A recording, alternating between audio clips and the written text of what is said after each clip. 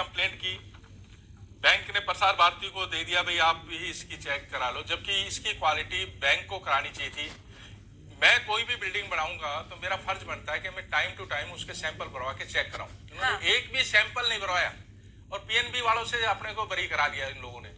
जब ये रुड़की के पास गया प्रसार भारती तो वो नहीं माना होगा, तो उसने फिर भी डाउटफुल दिखाए ज्यादातर कॉलम को।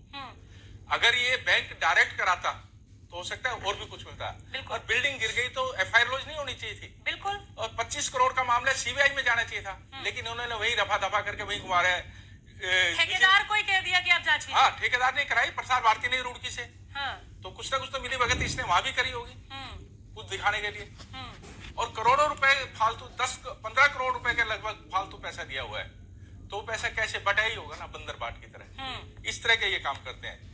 एक कंप्लेंट जो सीएम को करी थी, एक कंप्लेंट क्या हुआ, लोन करते हैं ये नाबार्ड के सब्सिडी के। फतेहाबाद रीजन में लगभग 100 करोड़ के लोन, 100 लोन करे इन्होंने 20 करोड़ के, उसमें 5 करोड़ के करीब की लगभग सब्सिडी है। इन्होंने पहले क्लेम भेज दिया बकरी का बना के, नाबार्ड ने कह दिया बकरी का नहीं होता। उनको ही कर दिया भाई आप इसको भैंस का करके भेज दिया। ताजुब की बात है, इसमें हेल्थ सर्टिफिकेट फॉल्स लगे हुए लिख रहे हैं आधे से ज्यादा। भाई वहां पशुओं का अस्पताल ही नहीं है और वहां की मोहर लगा के सर्टिफिकेट बना रखी है, इनकी विजिलेंस रिपोर्ट कह रही है। इस तरह के घोटाले करते हैं। 10 करोड़ का लोन यहाँ किया, उसमें 17 ऑब्जेक्शन है, उसकी इंक्वायरी करी डीजीएम पीएनबी ने, वो कह रहा है ये गलत है। फिर भी उसका जो लोन करते ही जो उसका जमानती है, उसकी माँ के नाम 18 करोड़ का सेल दिखा रखा हुई फ्लैट इनकम्प्लीट है।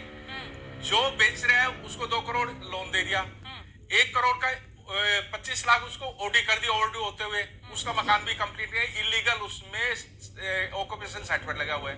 इस तरह के ये सारे फ्रॉड करते आ रहे हैं। ये 20 करोड़ का लोन करके 5 करोड़ का सब्सिडी गबन वाला क्या वाकया है? ये 100 के लगभग लोन करे नाबार्ड के थ्रू सब्सिडी स्कीम के। उनके क्लेम भेजे बना के, क्लेम रिजेक्ट हो गया। पहला क्लेम 400 बकरी और उसका भेजा था इन्होंने बना के, उन्होंने रिजेक्ट कर दिया। बकरियों के लिए कोई वो नहीं है सब्सिडी। ये विजिलेंस रिपोर्ट है मेरे पास पूरी की पूरी। बिल्कुल बिल्कुल ठीक है। उसने फिर वापस आया, उन्होंने क्या किया, फिर वो बकरी से भैंस बना दी, जादूगर। बकरियों को ही भैंस कागज में बना दिया। हाँ, कागजों में बना के भेज दिया भाई ये तो भैंस के हैं, और हमने दूध निकालने की मशीनें खरीदी, कुछ नहीं खरीदा। विजिलेंस रिपोर्ट खुद कह रही है हेल्थ सर्टिफिकेट फॉर्ज है।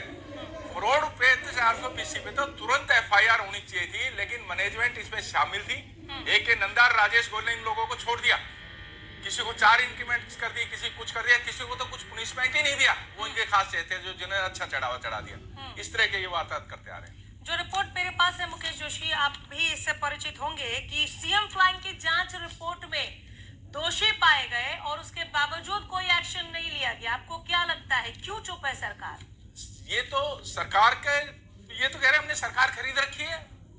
ये लोग ये कहते हैं हमारा चेयरमैन कहते हैं, चेयरमैन जो थे उनका हमारा कोई कुछ नहीं कर सकता। पीएनबी हमारी सपोर्ट में है, पंजाब नेशनल। सीबीसी क्या करती है, पीएनबी को भेज देती है। हमने तो पीएनबी को भेज दिया आपकी कंप्लेंट। पीएनबी साइलेंट हो जाती है, हमें जवाब ही नहीं देती। ये आरटीआई की रिपोर्ट से तो सीबीसी कार्रवाई नहीं करती। सबसे बड़ी बात है सीबीसी ने बिल्डिंग वाले मैटर में कह दिया हमने जो आपकी इनकम टैक्स को भेज दी है। इनकम टैक्स का क्या मतलब, इनकम टैक्स थोड़ी ना करेगा कार्रवाई। इस आरटीआई में ये कहते हैं कि हमने, और इनका हरियाणा गवर्नमेंट के अंडर है, ये बैंक सेंट्रल गवर्नमेंट का है, 50% सेंट्रल गवर्नमेंट है, और सीबीसी हर मामले में तो इंक्वायरी करती है। बिल्डिंग का टेंडर मैंने टेंडर छूटते कह दिया था बिल्कुल गलत है, गाइडलाइन के विपरीत है, इसको रोका जाए।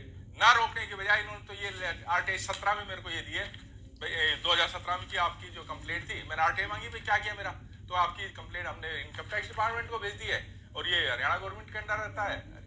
इस तरह के जवाब सीएम फ्लाइंग ने कहा कि ये दोषी है, 2 नंबर और 5 नंबर डबल मुहूर्त किया, वो फिर भी उनको भी छोड़ तो जब आपको ये कहा गया कि हमने इनकम टैक्स विभाग को आपकी कंप्लेन भेज दी है और ये हरियाणा गवर्नमेंट के अंदर आता है जो आपने कंप्लेन की है, तो आपको सरकार से उम्मीदें बढ़ी या आपने कहा और कि घटी मेरी तो घट गई? आप मतलब अंदर से कहीं आपको ये फील हुआ कि जिनके ऊपर जांच होना चाहिए था उन्हीं के हाथ में जांच दे दिया? उन्हीं के हाथ में, चोरों को ही कह रहे हैं। तो आप वर्तमान सरकार को भी एक तरीके से क्वेश्चन कर रहे हैं कि ठीक है पूर्व सीएम के टाइम पे शुरू हुआ, लेकिन आपने भी तो बंद नहीं कराया, अभी भी चल रहा है। बिल्कुल ऐसे ही ईएमटी घोटाला है, कम से कम 20,000 करोड़ का मनी लॉन्ड्रिंग है। मनी लॉन्ड्रिंग मैंने कंप्लेंट की, इनकम टैक्स डिपार्टमेंट दिल्ली से लेटर आता है भाई आपकी, हमने ईडी को भेज दी है और एक विजिलेंस चंडीगढ़ को भेज दी है जुलाई 20 में। अभी अब तक कोई कार्रवाई की। सीएम विंडो से भी कोई जवाब नहीं मिला आपको? सीएम विंडो मैंने सीएम साहब को पर्सनली दिए थे लेटर, और वैसे मैंने मेल करी उनको। तो उसका कोई जवाब नहीं देते वो लोग? नहीं, कोई जवाब आज तक नहीं आया।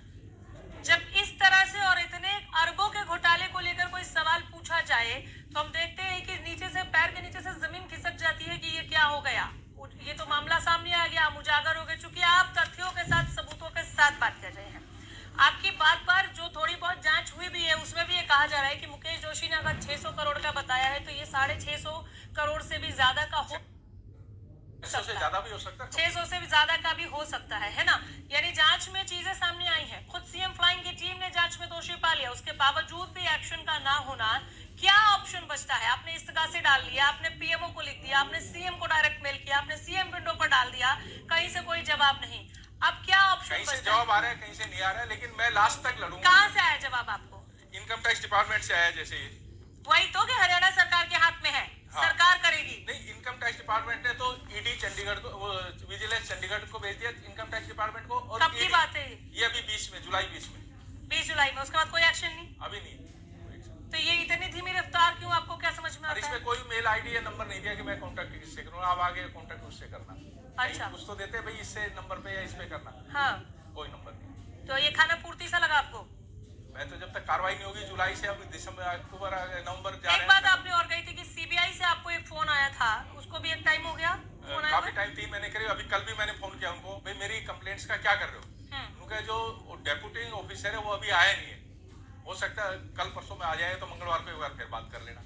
ये तो खुली छूट दी जा रही है ना कि जब तक हम एक्शन लेंगे तब तक और जितना लूट सको लूट लो।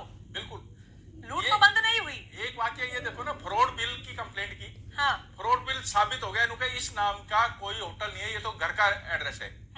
और 16,28,000 के लगभग एक रीजन के एक आदमी ने निकाले। और बिल मिलते हैं तो जो विजिलेंस है ना, मैं तो इतनी की करूंगा जितनी कंप्लेंट, अरे पूरी ब्रांचों की होनी चाहिए, सारे आरओ की होनी चाहिए। करोड़ों का घोटाला हो रहा है, प्रूफ है ये महादिदेश, ये विजिलेंस जो हमारा हरियाणा गवर्नमेंट है उसको किया था, उन्होंने भेजा, उस पर ये जांच हुई, जांच को ठंडे बस्ते में डाल दिया जाता है प्रूफ होने के बाद। हम कोशिश कर रहे हैं मुकेश जोशी, पूरे 23 मिनट से मैं आपके साथ बात कर रही हूँ और हम पूरे 23 मिनट से कोशिश कर रहे हैं कि कोई जुड़े सरकार से हमारे साथ, बीजेपी से जुड़े या कांग्रेस के लिए भी सवाल ढेरों हैं तो कांग्रेस से जुड़े, लेकिन अभी तक कोई फोन लाइन के जरिए भी हमारे साथ जुड़ा नहीं है जिससे हम जवाब लें।